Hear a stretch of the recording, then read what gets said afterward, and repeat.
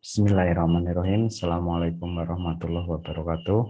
Bismillah walhamdulillah la haula wala quwata illa billah. Terima kasih teman-teman semuanya yang mengikuti kembali perkuliahan ilmu ekonomi mikro. Dalam tatap muka kita kali ini, tatap muka secara virtual, kita akan belajar terkait dengan teori perilaku konsumen. Adapun manfaat mempelajari teori ini adalah bagi konsumen adalah dapat mengoptimalkan utilitas atau kepuasan atas mengkonsumsi berbagai barang atau jasa dengan keterbatasan anggaran yang dimiliki. Manfaat mempelajari teori ini bagi produsen atau perusahaan adalah memungkinkan perusahaan memahami dengan tepat kebutuhan dan keinginan para pelanggannya, sehingga dapat membantu untuk memuaskan pelanggan dan menerapkan konsep pemasaran serta memperluas legitimasi masyarakat.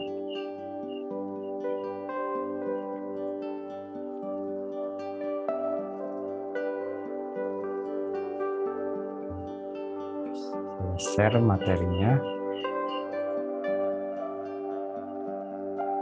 Seperti yang sudah kita pelajari sebelumnya bahwa ilmu ekonomi adalah ilmu yang mempelajari perilaku manusia dengan keterbatasan sumber daya yang ada di dalam memperoleh mencukupi kebutuhan.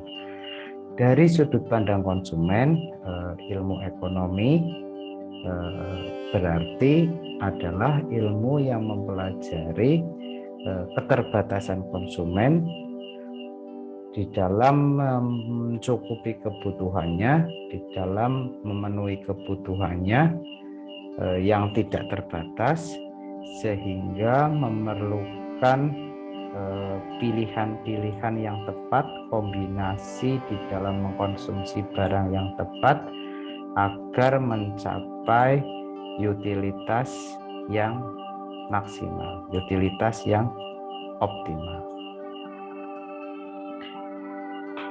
Dalam teori perilaku konsumen ini atau teori nilai guna, kita menggunakan beberapa asumsi yang harus dipahami. Yang pertama adalah bahwa individu atau masyarakat akan selalu memiliki keinginan untuk memaksimalkan utilitasnya.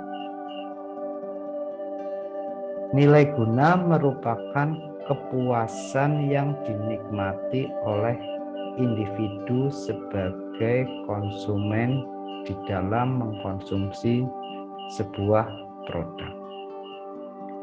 Nilai guna atau utilitas. Individu, dalam hal ini konsumen, diasumsikan mempunyai kemampuan untuk menyusun skala prioritas di dalam mengambil keputusannya, sehingga diharapkan individu tersebut mempunyai sikap konsistensi preferensi akan suatu produk. Di dalam teori nilai guna terdapat dua pendekatan. Yang pertama adalah pendekatan kardinal dan pendekatan ordinal. Pendekatan kardinal adalah pendekatan terkait dengan nilai guna yang memaknai bahwa ketika konsumen mengkonsumsi sebuah produk, tingkat kepuasannya itu bisa diukur dengan satuannya yaitu util, berasal dari utilitas. Sementara pendekatan ordinal memaknai bahwa kepuasan itu tidak bisa diukur, namun hanya bisa dibandingkan antara mengkonsumsi barang X lebih memiliki tingkat kepuasan daripada mengkonsumsi barang Y, misalkan seperti itu. Namun dalam sesi ini kita baru akan mempelajari terkait dengan nilai guna kardinal, pendekatan nilai guna kardinal. Pendekatan ini memaknai bahwa manfaat atas mengkonsumsi suatu barang itu dapat diukur dengan satuan util. Dalam pendekatan ini kita akan mengenal dua istilah yang akan sering disebut, yaitu nilai guna total dan nilai guna marginal.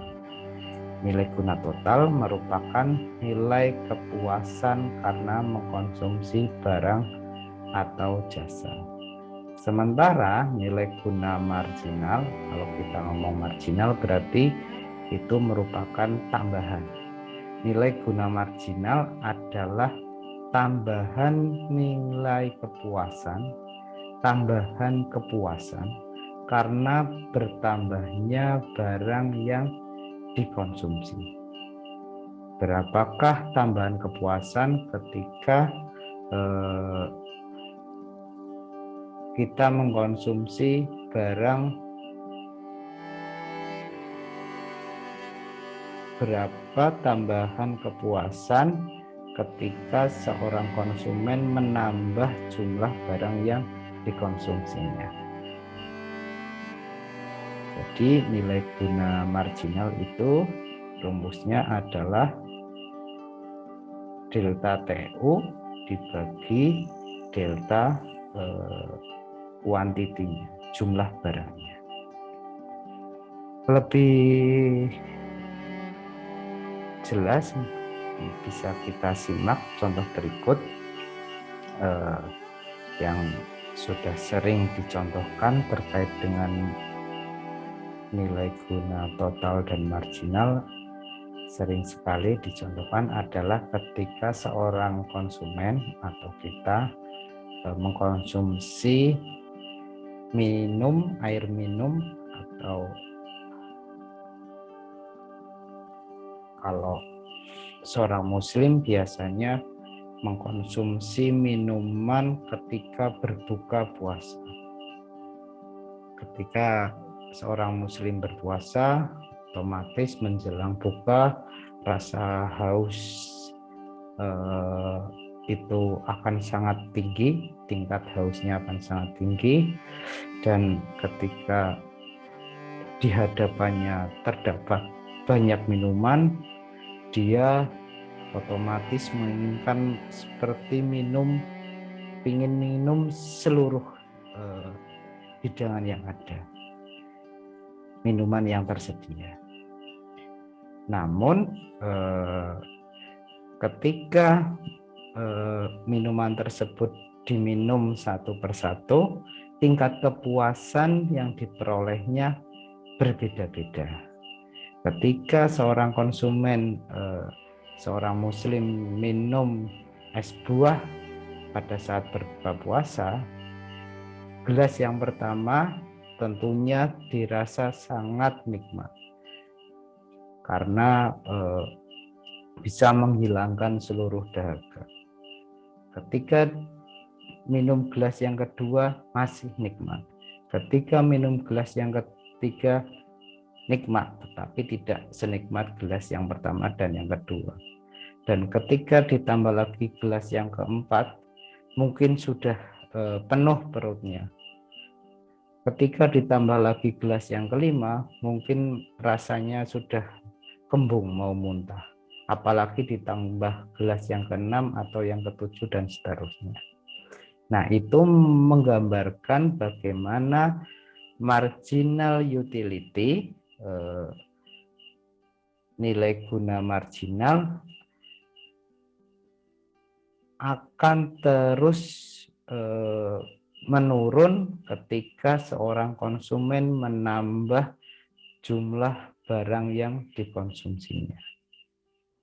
Seperti ini dicontohkan bahwa ketika minuman tersebut, gelas yang pertama diminum, dia akan memperoleh 10 util. Total utilitasnya yang diperoleh adalah 10 util, dan marginal utility-nya adalah 10. 10 berasal dari delta TO yang semula 0, sekarang 10. Deltanya jadinya, delta TO-nya adalah 10 dibagi dengan delta Q yang semula 0, sekarang 1, berarti 10 dibagi 1. Marginal utility-nya adalah 10. Kemudian minum gelas yang kedua, dia memperoleh total utilitasnya adalah 18, sehingga total marginal utility-nya adalah 8. 18 dikurangi 10 dibagi dengan 2 dikurangi 1. Hasilnya adalah 8. Kemudian gelas yang ketiga, marginal total utilitasnya adalah 24, sehingga marginal utility-nya adalah 6. 24 dibagi 3 adalah 6. Ini kalau di grafik bisa dilihat bahwa ketika mengkonsumsi kuantitinya adalah 1, dia berada di sini tingkat kepuasannya. Kemudian ketika dia mengkonsumsi 12, dia tingkat kepuasannya berada di sini di 18 util. Ketika dia mengkonsumsi gelas yang ketiga, tingkat kepuasannya berada di 24 util. Ketika dia mengkonsumsi gelas yang keempat, tingkat utilitasnya masih bertambah 28 util, namun marginal utility-nya semakin menurun 4 util. Ketika dia mengkonsumsi gelas yang kelima, total utility-nya adalah 30, semakin kecil penambahannya, hanya 2 marginal utility-nya. Ketika dia mengkonsumsi gelas yang keenam, tingkat kepuasannya tidak bertambah, 30 juga. Ketika dia mengkonsumsi gelas yang ketujuh, tingkat kepuasannya malah menurun.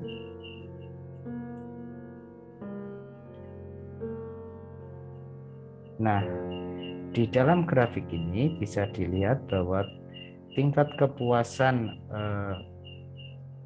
yang diperoleh seorang konsumen di dalam mengkonsumsi barang akan mengalami kenaikan seiring bertambahnya jumlah barang yang dikonsumsinya. Ini akan naik, namun akan stuck ketika di gelas yang kelima dan yang keenam. Akan mengalami stuck, mengalami titik puncaknya ini ketika dia mengkonsumsi gelas yang ketujuh, tingkat kepuasannya malah menurun.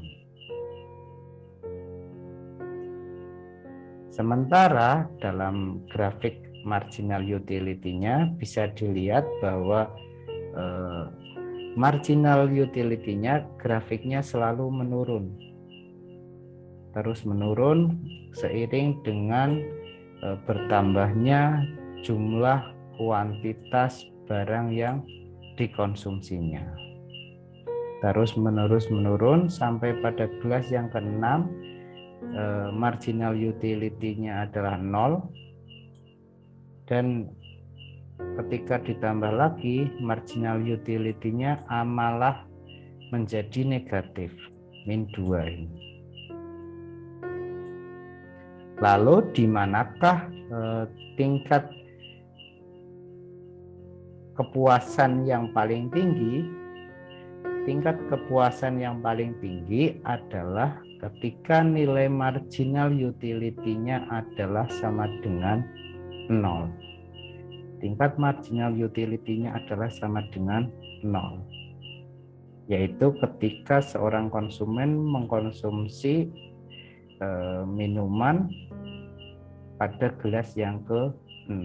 Dia memperoleh total utilitasnya adalah 30. Dan bisa dilihat di grafik bahwa ketika dia mengkonsumsi gelas yang ke-6, grafik total utility-nya berada pada titik paling tinggi, titik paling puncak tingkat kepuasan. Jadi tingkat kepuasannya yang paling tinggi, paling puncak adalah ketika nilai marginal utility-nya adalah 0.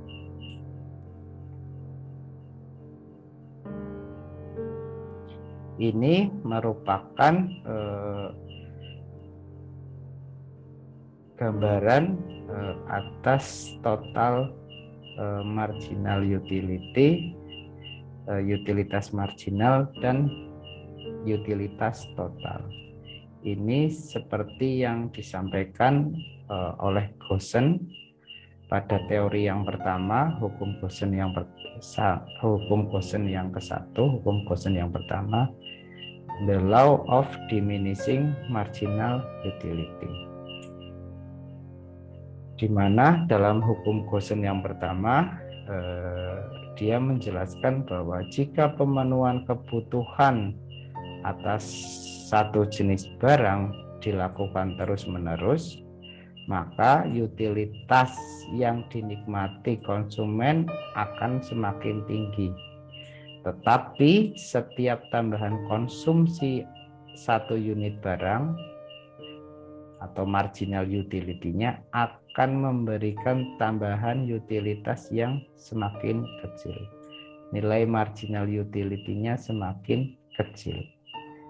Semakin banyak barang, semakin banyak satuan barang yang dikonsumsi, semakin banyak jumlah barang yang dikonsumsi, maka semakin kecil tambahan atau marginal utility yang diperoleh konsumen, atau bahkan menjadi 0 atau negatif.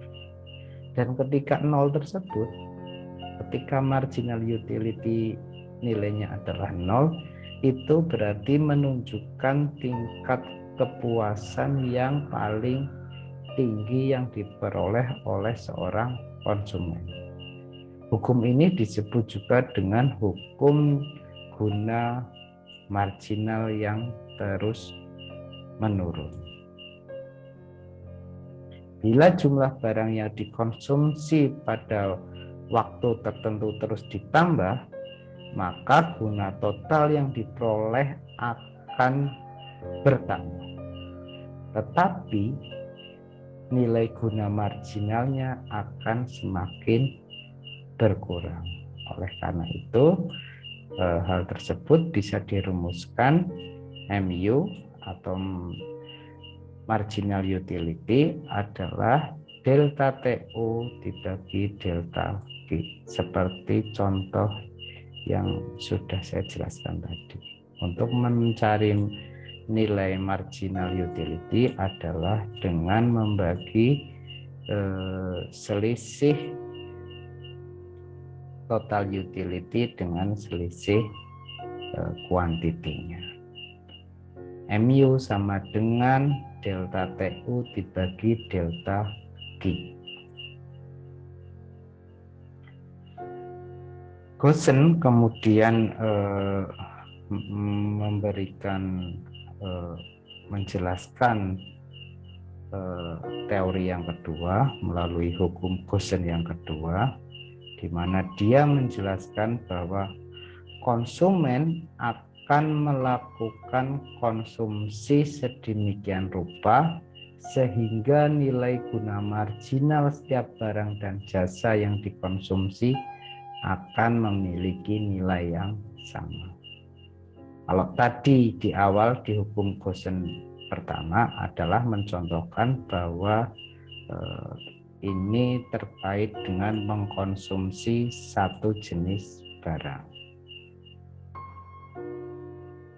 Di hukum Gosen yang kedua, Gosen menjelaskan bagaimana jika konsumen mengkonsumsi 2 atau 3 atau lebih, mengkonsumsi jumlah barang 2 atau lebih, maka konsumen akan melakukan konsumsi sedemikian rupa sehingga nilai guna marginal setiap barang atau jasa yang dikonsumsi akan memiliki nilai utility yang sama. Oleh karena itu, bisa dirumuskan bahwa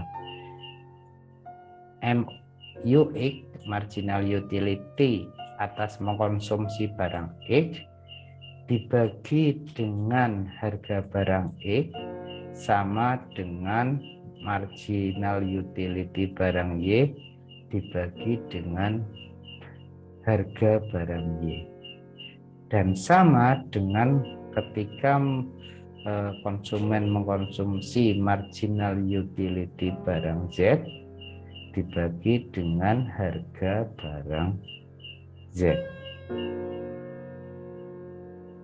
Jika konsumen melakukan pemenuhan kebutuhan akan berbagai jenis barang dengan tingkat pendapatan dan harga barang tertentu, konsumen tersebut akan mencapai tingkat optimisasi konsumsinya pada saat rasio marginal utility berbanding dengan harga adalah sama untuk semua barang yang dikonsumsinya.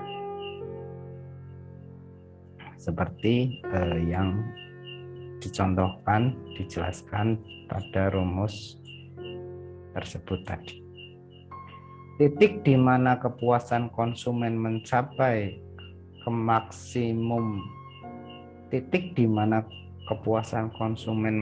maksimum dengan sumber daya yang ada dikenal dengan sebagai keseimbangan konsumen atau consumer equilibrium. Jadi seorang konsumen itu otomatis di dalam mengkonsumsi barang untuk meningkatkan utilitasnya, otomatis dia ingin mengkonsumsi barang yang sebanyak-banyaknya. Tetapi harus diingat bahwa seperti yang diungkapkan di awal, bahwa konsumen itu memiliki keterbatasan,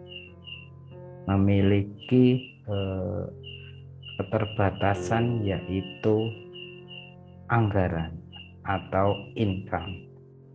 Jadi dia boleh saja ingin mengkonsumsi barang A, B, C, D sebanyak-banyaknya, tetapi apakah dia memiliki uang atau memiliki anggaran untuk membeli barang-barang tersebut? Nah, ini adalah kendala yang dihadapi oleh seorang konsumen. Jadi kendala konsumen adalah anggaran. Yang kedua adalah price, harga barang tersebut. Equilibrium konsumen adalah kombinasi barang yang memaksimalkan utilitas atas pendapatan atau anggaran yang dimiliki konsumen tersebut.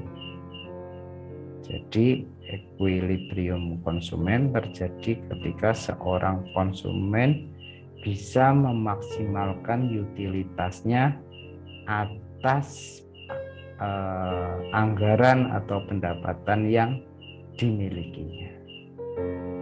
Dengan uang yang ada, dengan anggaran yang ada, konsumen bisa mencapai tingkat utilitas yang optimal. Nah, ini bisa dijelaskan lebih lanjut melalui contoh. Jika diketahui seorang konsumen, ini maaf, ini keliru. Seorang konsumen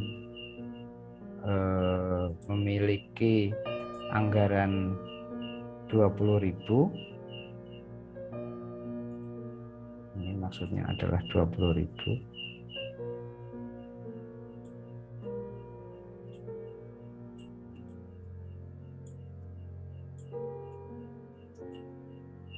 Jika seorang konsumen memiliki uang atau anggaran untuk makan siang misalkan adalah 20.000,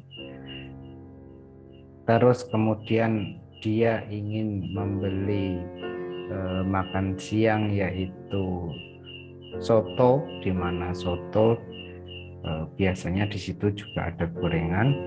Harga soto adalah 5.000 per mangkok, sementara harga gorengan adalah Rp1.000 per mangkok. Berapakah total utility? Di manakah letak equilibrium konsumen, kombinasi yang tepat seorang konsumen agar bisa memaksimalkan utilitasnya? Bisa dilihat pada tabel di bawah ini. Ketika Q adalah jumlah barang atau soto atau gorengan 1 sampai 5, saya mencontohkan 1 sampai 5. Ketika seorang konsumen tersebut mengkonsumsi 1 mangkok soto, misalkan dia akan memperoleh utilitas adalah 20. Ketika dia mengkonsumsi 2 mangkok soto, dia akan memperoleh utilitas 30. Ketika dia mengkonsumsi 3 mangkok soto, dia akan memperoleh utilitas 35. Ketika dia mengkonsumsi 4, utilitasnya adalah 38. Kalau 5, utilitasnya adalah 40.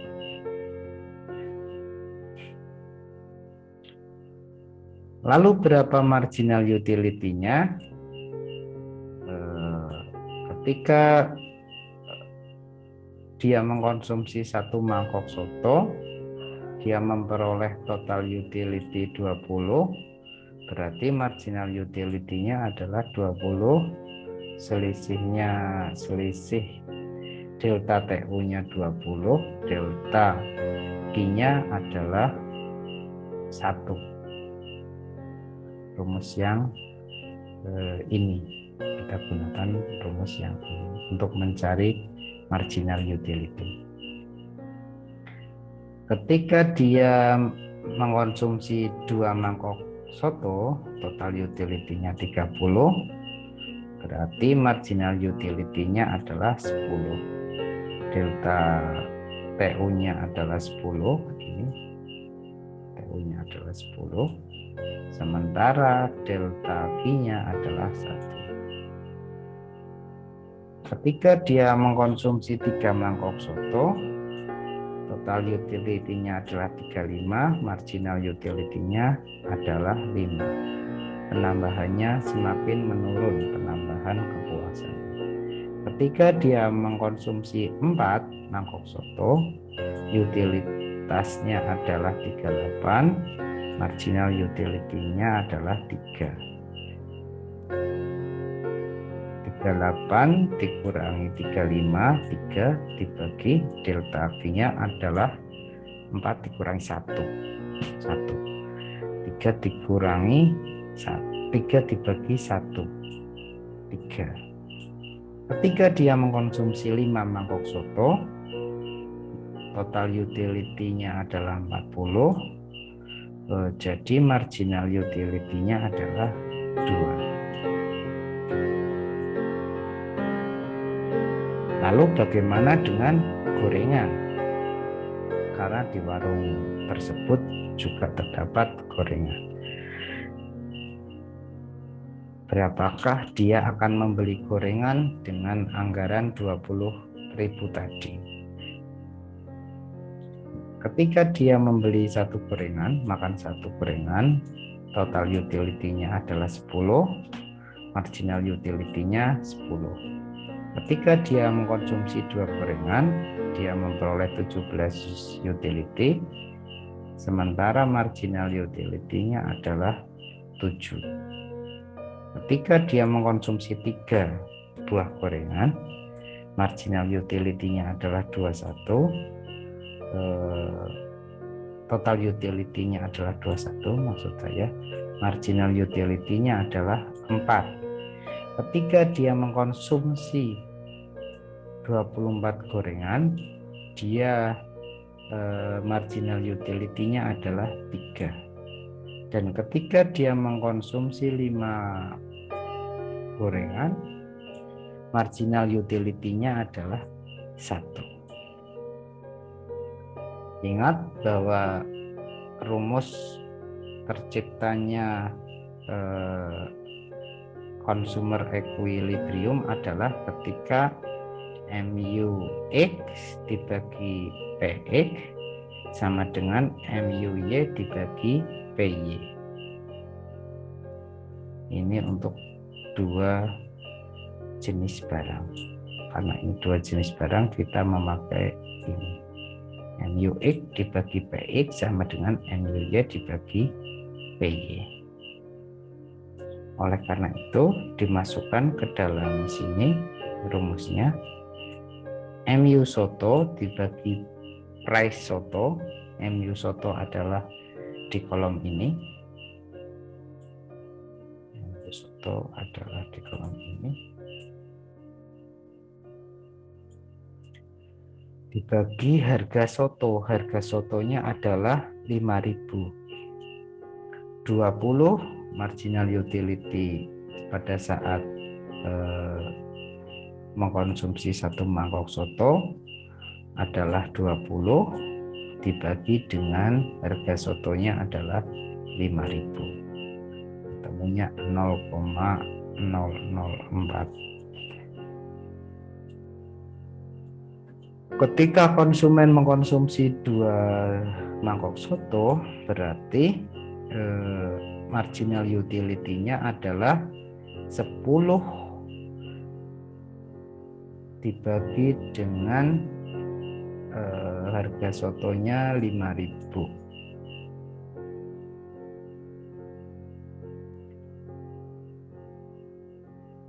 Kali 2, karena ini adalah 2 mangkok soto. Ketika dia mengkonsumsi 3 mangkok soto, berarti marginal utility-nya adalah 0,001 dengan rumus yang tadi.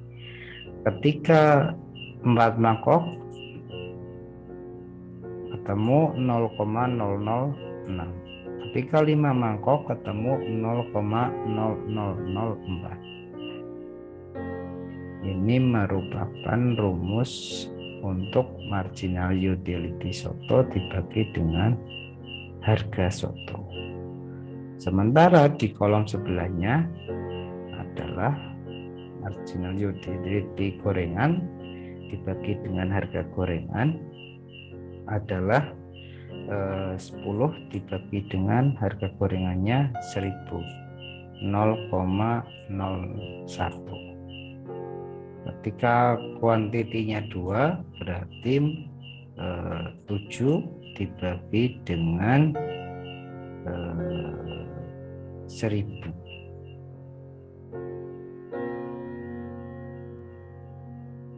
0,007. Ketika mengkonsumsi 3 gorengan, berarti marginal utility gorengannya 4 dibagi dengan 1.000, 0,004, dan seterusnya sampai dengan 5 gorengan ketemu 0,001. Dari beberapa kombinasi ini berapakah kombinasi, di manakah kombinasi yang paling tepat seorang konsumen untuk mengkonsumsi barang untuk memaksimalkan utilitasnya dengan uang 20.000 tadi adalah ketika MUX sama dengan MUX dibagi PX sama dengan MUY dibagi PY. MU soto dibagi harga soto nilainya sama dengan MU gorengan dibagi harga gorengan. Mana nih dua kelompok ini yang memiliki nilai sama? Yang memiliki nilai yang sama adalah ketika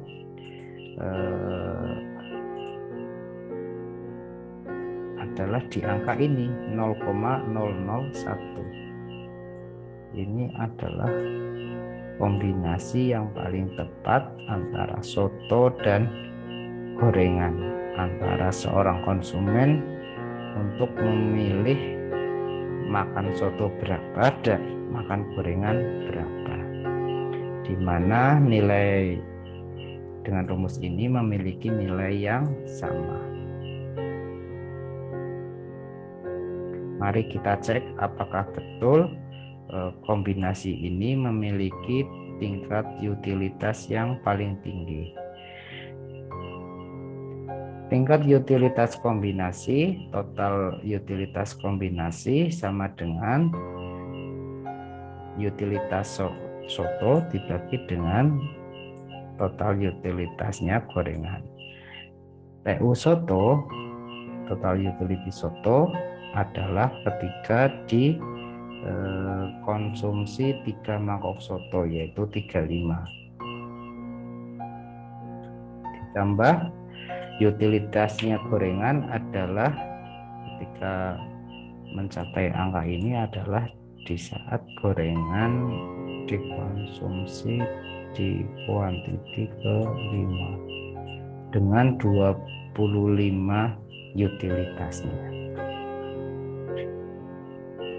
Utilitas kombinasi, total utilitas kombinasi adalah 40 util. Ini merupakan kombinasi tertinggi dari banyak kombinasi yang mungkin tercipta atas anggaran sebesar Rp20.000. Ini salah ya, yang dimiliki oleh seorang konsumen. Loh Pak, itu bisa saja menggunakan kombinasi yang 5 gorengan 5 soto, misalkan seperti itu. Bisa dilihat total utility-nya 40 ditambah 25, nilainya 65, jauh lebih tinggi daripada kombinasi yang ini hanya 40 util. Perlu diingat bahwa konsumen memiliki keterbatasan terkait dengan uang yang dimiliki. Batasan seorang konsumen di dalam mengkonsumsi sebuah barang adalah uang yang dimiliki atau anggaran dan harga barang tersebut. Dalam contoh kasus ini, konsumen tersebut hanya punya uang Rp20.000 dengan harga barang yaitu soto 5.000 dan gorengan 1.000. Jika konsumen mengkonsumsi soto dan gorengan pada tingkat ini, 5 mangkok soto dan 5 buah gorengan, bisa dihitung 5 mangkok soto berarti 5.000 kali 5, 25.000, dan 5 buah gorengan yaitu 5.000 kali 5 yaitu 30.000. Berarti soto dan gorengan ketika dikombinasi ini 25.000 untuk membeli soto dan 5.000 untuk membeli gorengan, jika ditambah adalah sudah 30.000 ribu rupiah, dan ini jauh di atas uang yang tersedia yang hanya 20.000 saja. Bagaimana kalau konsumen tersebut memilih kombinasi 4 mangkok soto dan 4 mangkok gorengan? Bisa dicek kombinasi tersebut juga melewati anggaran yang dimiliki. Dengan harga soto dan gorengan yang Rp5.000 dan Rp1.000, dengan kombinasi 4 soto dan 4 gorengan, itu juga melewati budget yang dimiliki konsumen. Bagaimana jika mengkonsumsi soto dan gorengannya adalah 3 mangkok soto dan 3 mangkok soto dan 3 gorengan, itu kan uangnya masih cukup. 3 mangkok soto berarti 15.000 dan 3 gorengan adalah 3.000, 18.000, bahkan masih ada kembalian. Tetapi dengan konsumen mengkonsumsi pada tingkat kuantitinya sama-sama 3, total utility yang diperoleh adalah 35 plus 21, hanya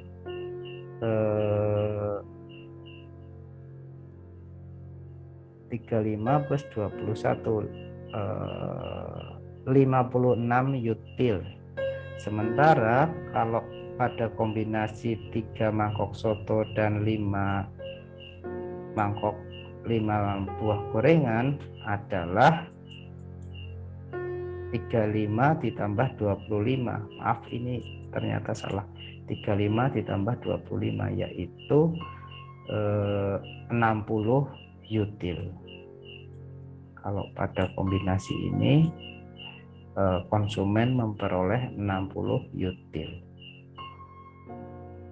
35 tambah 25. Ini maaf tadi salah.